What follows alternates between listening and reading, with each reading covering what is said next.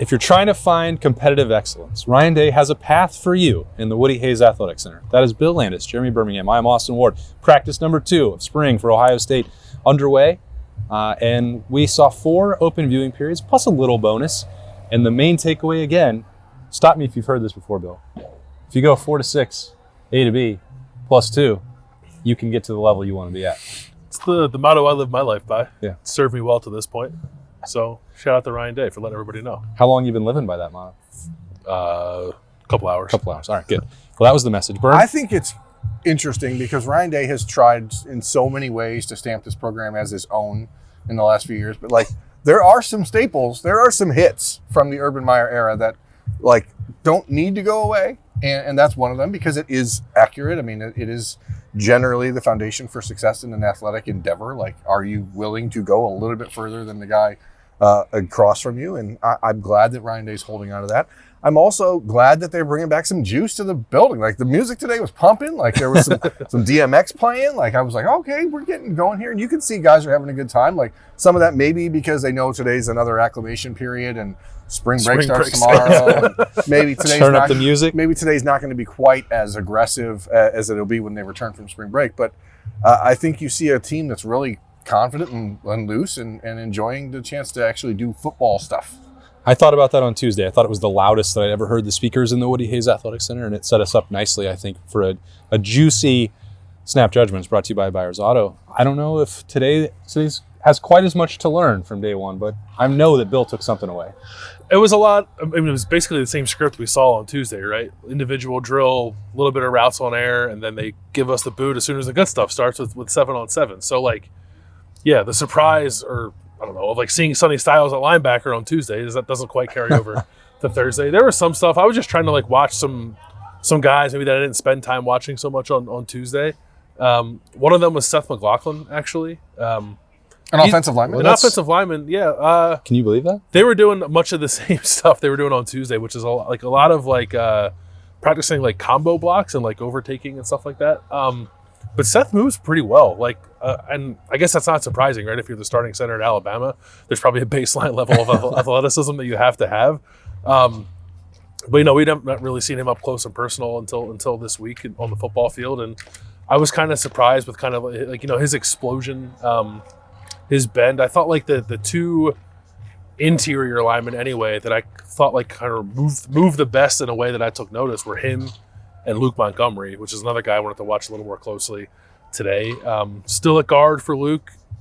When they got into the 5-man look, Enoch Vamahi seemed to be first at right guard. I'm not really putting any stock into that other than them mixing some stuff up. When they did the formation stuff at the very beginning of practice, Donovan Jackson was with the 2s. So they're doing the stuff they did last year where they're mixing and matching. So I don't think that means much of anything at this point. But Ryan Day talked about Luke Montgomery's athleticism on Tuesday after the practice, and I thought I picked up on a little bit of that today. Yeah, some of that experimentation that you expect to see in spring began already in practice number 2. The tackles stayed the same, though, with that 1 unit down there. With the 1s, yeah. With the 2s, George Fitzpatrick actually was first up at left tackle instead of Zem Mohalski today. Again, they're just lining up and standing across from each other. They're not doing much of anything, but it is 11 staring at 11, which is more than we typically get to see. Yeah, it's not 11 versus 11.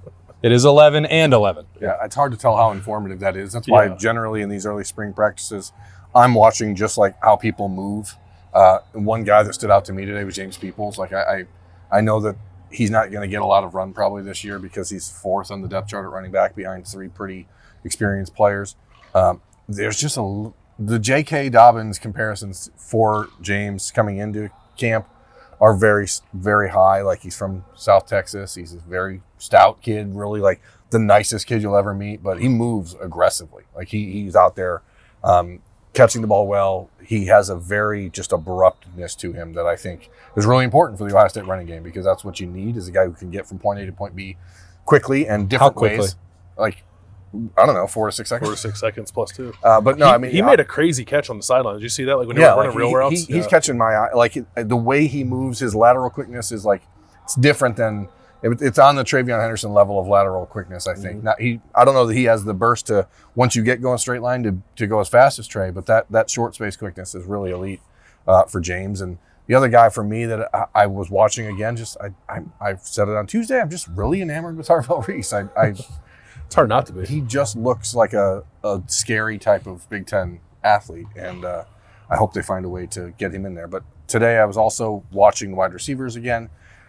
I just like the demeanor that Carnell Tate has about him right now. Like, he is extremely calm and veteran for a young guy that is being put into a position this year where, like, he's probably going to be the number one receiver on this team catch-wise.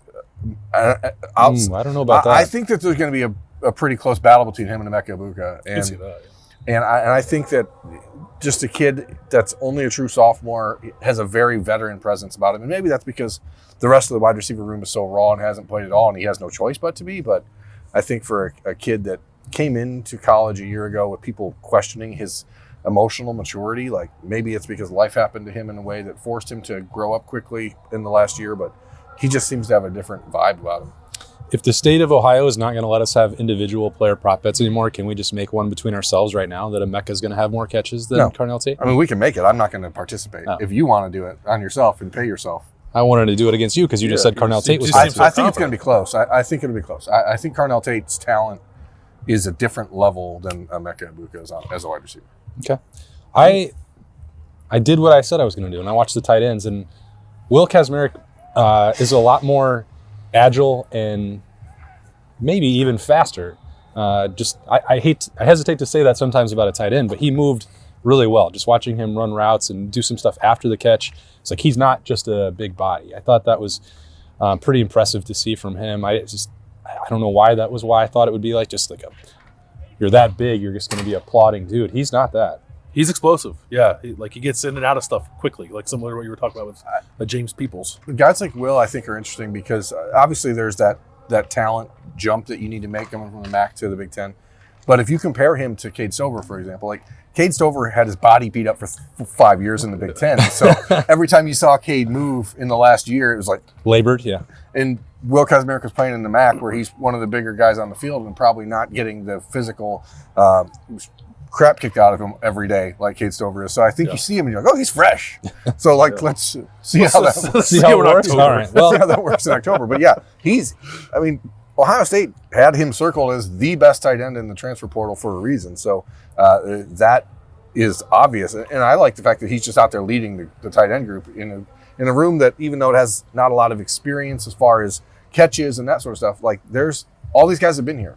Except there's no freshmen in that group, so he's coming in being the leader, which is important. There's physical development to be sure. I mean, you look at G. Scott with the amount of winners he's got under his belt. You see Jelani Thurman taking a little bit of the next step physically, and Bennett Christian is a massive, massive human being. Yeah, I think that's why I was like watching bigger guys in the past, like I don't know.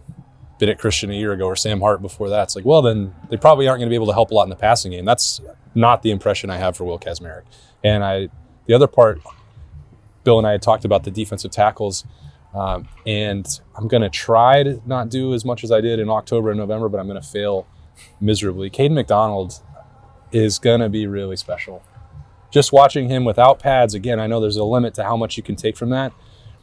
The violence that he has in his hands, the way that he moves and finishes drills is different. I think he's going to be a problem.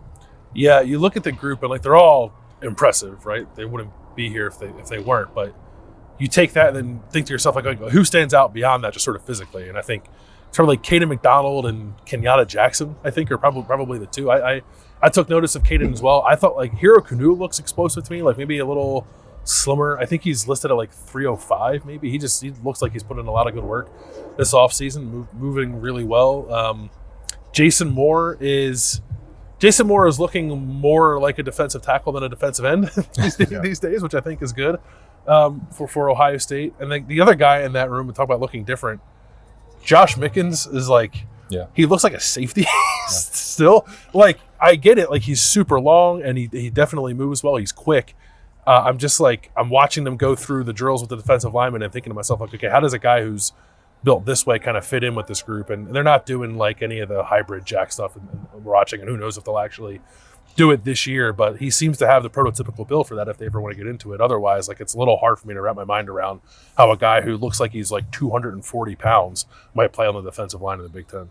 I'm obviously the recruiting guy. You guys are familiar with Gwinnett County in Georgia and the talent that comes from Gwinnett County. Kayden McDonald was the player of the year in Gwinnett County. Oh, really? Is that good? Like, coming out of high school, and Georgia didn't take him because he's 6'2.5" instead of 6'5", which, whatever. I mean, you have the right to pick who you want. There's 7,000 D1 players in Georgia. You can pick whichever ones you want. But Ohio State fans should be pretty grateful that he's here because that kid is different.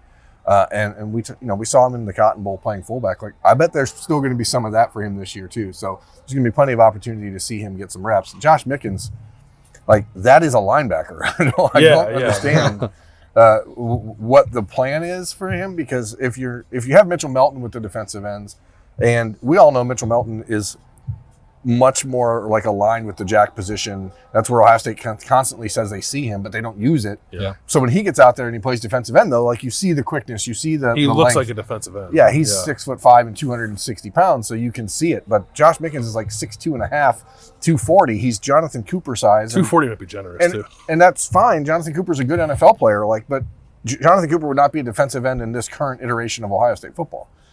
And I'm not sure that Josh Mickens is either. I thought it was interesting to track the twos when they went out there for the defensive line. Like, again, it was 11 standing against 11 not playing. But if Kenyatta Jackson and Caden Curry are out there, that's a pretty good signal to me. That's going to be the twos. And in between there, you had Hero Canoe and Kayden McDonald. So that's a nice little group of 8 that Ohio State can build around. Like, Ty Hamilton seemed through the individual period to be like a little bit limited. He's got a ton of reps under his belt. He doesn't necessarily need them, but you look at that group and the depth and, I don't know, athleticism that exists there. This is the best that it's been probably for Larry Johnson's group in 6 years, 7 years, 2017. Yeah, it's an really impressive group. That's just impossible to ignore when you watch them for 5 seconds. I like we don't know if that's going to be like the top 4, but I feel like Hero Canoe and Kayden McDonald are like, you just kind of like copy and pasted Tyreek Williams and Ty Hamilton, which I kind of like that idea. The strength of Ty and Hero, the quickness at that size of Tyreek and Kayden McDonald. Yeah, I can get behind that group. Did anything stand out about the quarterbacks on day 2? I thought Aaron Olin threw the ball pretty well in the little bit that we saw. I don't know if it must just be because he's left-handed, but like you notice it more because it's just like, oh, that ball came out on the wrong side. But I thought he was like accurate, and like I still don't 100% know what like a catchable ball means, but he seems to throw one. Like, it just kind of like lands very softly in the receiver's hands. So I took notice of that. Other people would say his arm strength is lacking. His arm strength is what? Lacking. Yeah, like maybe like compared. Like I think it's the one thing that is very clear. Like everyone in the group is that like Devin Brown has the strongest arm. Yeah, it's like not even close. What does that get you? I don't know. No, I mean, but, like, it's not a knock. I'm just saying, like, if you look at him, if you watch him through high school, like, it is a guy who puts the ball where it needs to be. His accuracy was his thing. And you get out here, and then you stack him up against even Lincoln Keenholz. Like, you okay. Comes out a little, his arm, of the 5, pace. He's got feathery, but it's a plus. I mean, it's not a negative at all. No, but I think, and he makes up for it with accuracy. Yeah. So I thought, and he was like, when we were here on Tuesday, I thought it was odd that the 4 of Will Howard, Devin Brown, Lincoln Keenholz, and Julian Sagan were like doing stuff with the receivers, and then Air was with the running backs for some reason. They all 5 were together today doing stuff with the receivers. So because we all talked about it probably. He did. I thought Will Howard looked more confident today, more comfortable today. I thought Aaron Nolan did as well. The other guys, Julian Sagan, I think, is smaller than you expect if you get out here. Like he does look small among that group. He's a little shorter than maybe the 6'2" that he's been listed on his profiles. It's probably closer to 6'1", and so he looks smallish but he throws a really good ball as well. And I think it was funny to me today is like we get out here and the first thing you see Ryan Day is working with quarterbacks. Like he's got all 5 of them around him going like, okay, so he's totally backing out of the quarterback room. Yeah, sure. Yeah, I mean.